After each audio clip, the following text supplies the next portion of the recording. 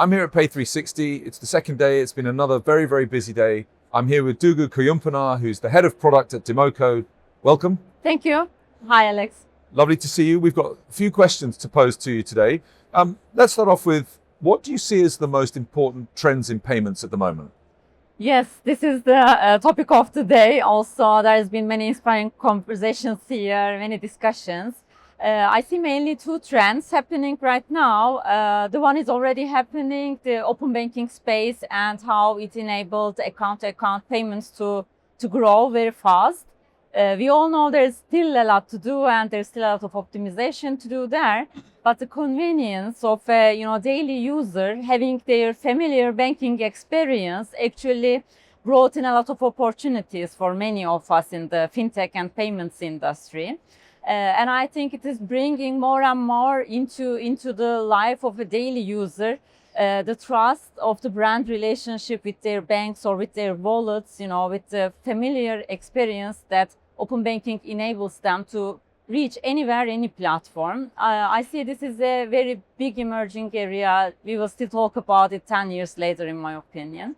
The second one is the latest development with access to the NFC, in Europe, that now we will be more competitive to be able to reach out to the devices and the technologies, and it will be much more opportunistic. This is also very exciting and a much more recent development that I see also for the next years we will be talking a lot.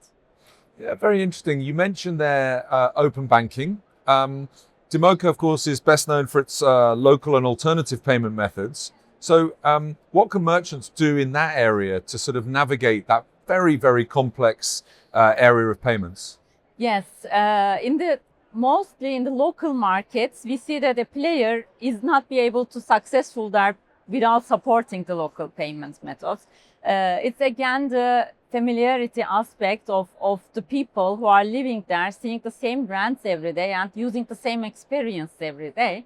But this, of course, creates a very complex environment for multinational merchants, which proactively is every market. We are in a digital industry and there is no boundaries and borders in the digital world. But of course, not every merchant has the capabilities of orchestrating in this multiple payments ecosystem. Providers like us usually enable this platform of flexibility and still be able to offer flexible solutions for these merchants and more customized ones when it is compared to the standalone and integrate yourself everything self-service big platforms. We are offering more tailor-made solutions, let's say, but we are trying to do it in a flexible manner so that the merchants also have the human potential and can raise questions, or maybe there is a specific solution which we can offer them based on their needs. When you think about a specific industry that we are working in a targeted manner, there is usually a lot of industry-specific needs of these merchants in the complex environment, and it's not easy to standardize that. Yes, agreed. We've looked at the alternative payments markets and the complexity therein. We looked at some of these new initiatives, and I agree with you that the opening up of NFC on Apple is an extremely interesting opportunity coming forward. I'm going to ask you to get your crystal ball out and gaze into the future a little bit, if you will. What do you think is the kind of most important future trend that you might see coming down the line, perhaps in 2026 or 2027? I mean, we are mostly a player in a B2B environment, but we see the trend that merchants, especially technologically capable ones, also invest a lot in payments and conversion. Because after making all this investment chain of their platforms and e-commerce, optimizing their processes, they don't want to lose it all, in the end when it comes to the most important thing. And they also start utilizing these technologies and embedding everything within their own ecosystem. So we are talking about embedded finance for a long time as a concept, but it is here and it's happening more and more seamless every day.